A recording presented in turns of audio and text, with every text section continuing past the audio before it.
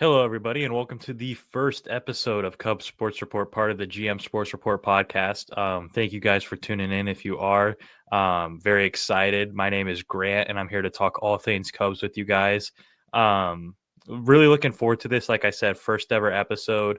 For those of you who don't know, make sure you tune into our Wednesday weekly episodes. That's our big show that me and Mason do. That is on all things sports. This one specifically is Cubs Sports Report, so it's on strictly Chicago Cubs. So if there's any Cubs fans out there, you're at the right place. And even if you're not a Cubs fan, you just want to keep in touch with the Chicago Cubs, I'm happy for you guys to tune in. So thank you guys for watching. Make sure you like and subscribe. And if there's any New York sports fans out there, tune into my co-host Mason and his cousin Cole. They're going to be starting a New York sports report on all things New York sports. So be on the lookout for those things. Turn on the notifications. And with that being said, let's dive right into it. So Cubs just finished a series yesterday against the Colorado Rockies. They went 2-1 in that series, and I'm a little disappointed in it. That loss yesterday is still sitting with me. Being walked off on by one of the worst teams in baseball stings a little bit. It felt like a missed opportunity. I feel like the Cubs had a really good chance of sweeping that series, and ultimately it would have got them a game closer to the Brewers, but both the Brewers and the Cubs did unfortunately end up losing. So we did not gain any ground. I guess it's kind of good that we didn't lose any ground either, but it's always nice to win when you see the Brewers lose, and we just weren't able to do that yesterday.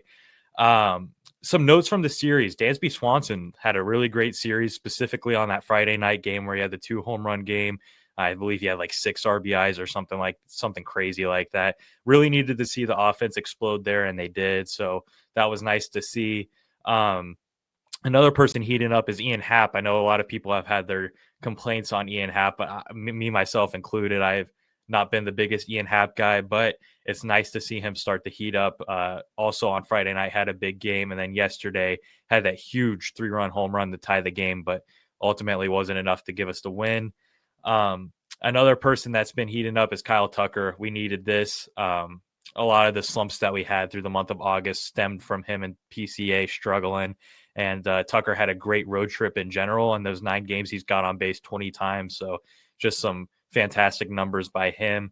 Hopefully he continues that as we go back home and really head into this final stretch with September starting today. So we're in the final stretch heading towards the postseason. So we're going to need all the juice we can get from these guys. So it's nice to see them heating up.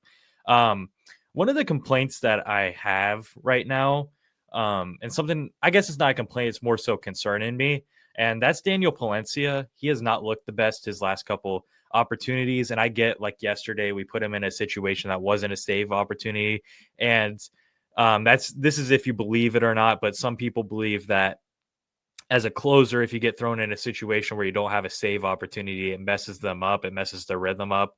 So maybe that's all it is. I'm not personally buying that. I know a lot of people believe in that theory, but I'm not one of them. I think that if you need to go out there and get 3 outs, you need to go out there and get 3 outs, no excuses.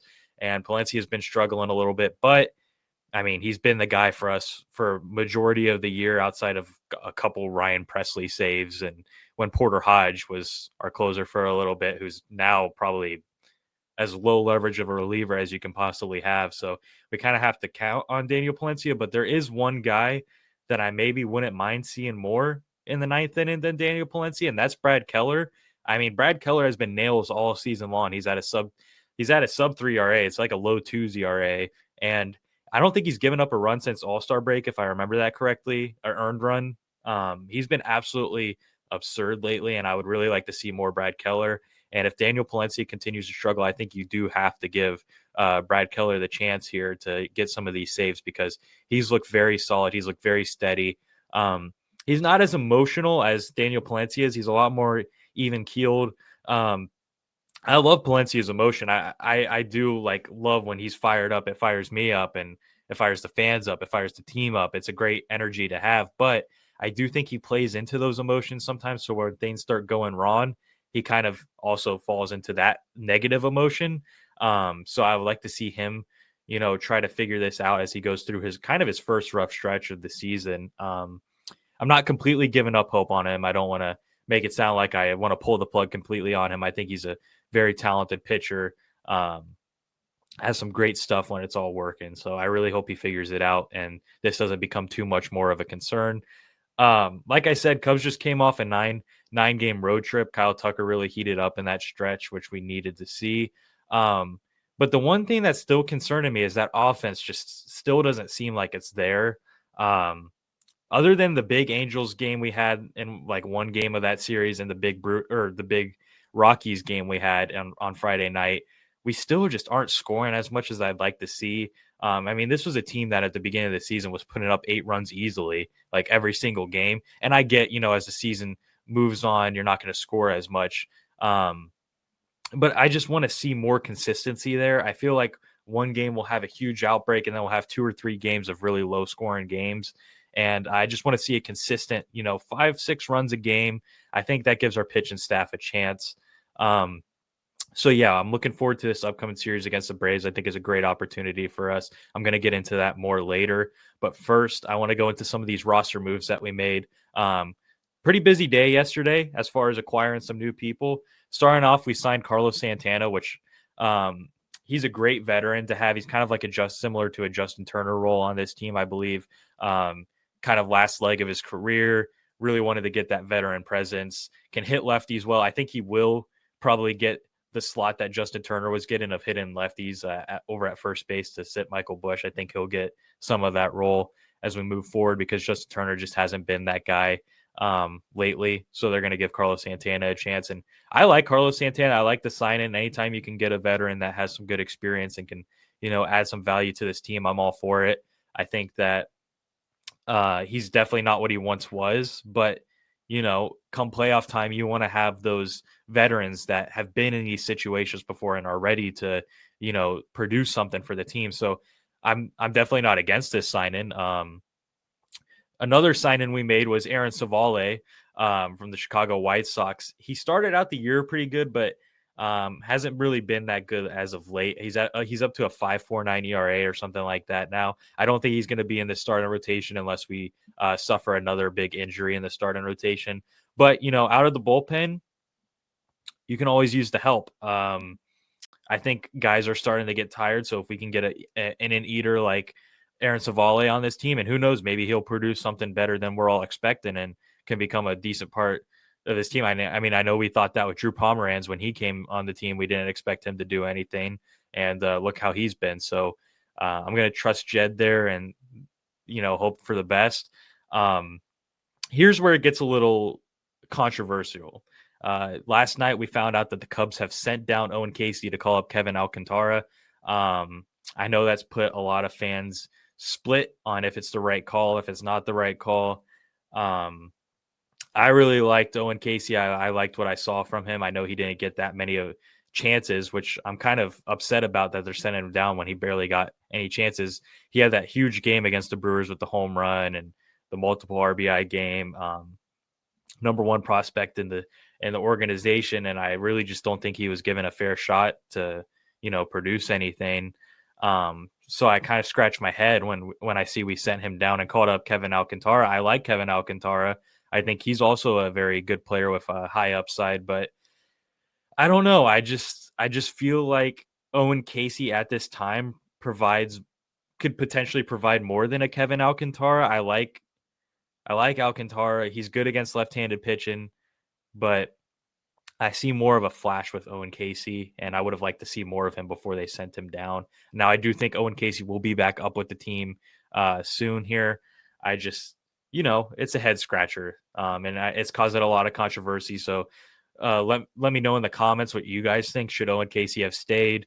Should they have called up Kevin Alcantara? Should they have called up another guy like Moises Ballesteros, who's been hitting well in AAA and had some good moments with us in the big leagues? Let me know down below what you guys think.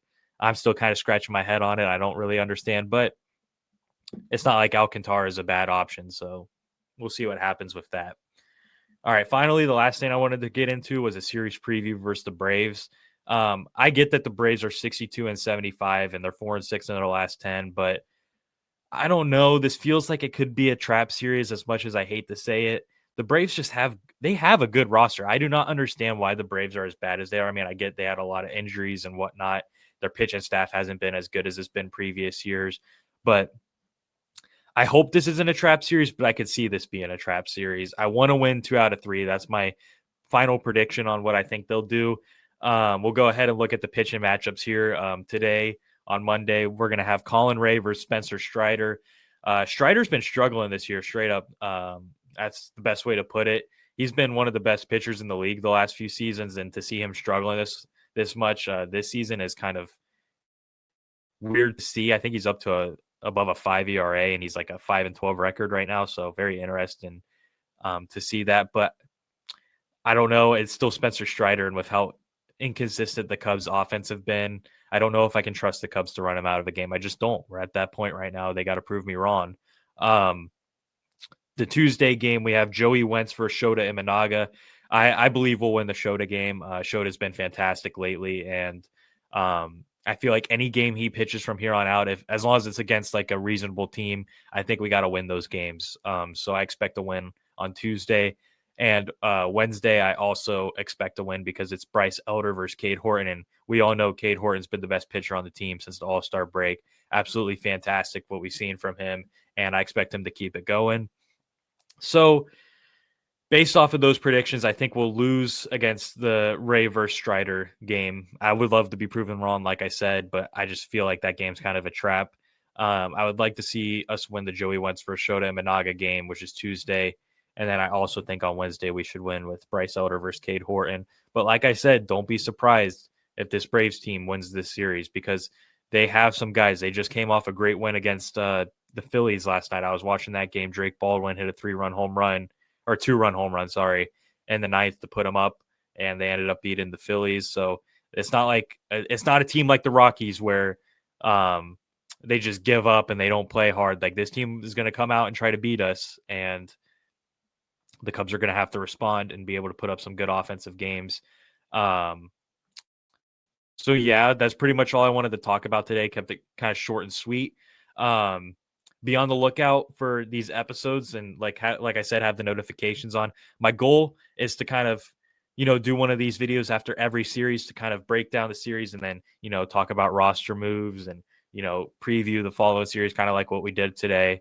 And if there is ever any breaking news or injury news, I'm going to come on here real quick and do a video. So just be on the lookout, have the notifications on. Thank you guys for tuning into this and showing support. Like I said, make sure you guys are tuning in on Wednesday for our main show where we talk all day sports. This week's going to be a good episode.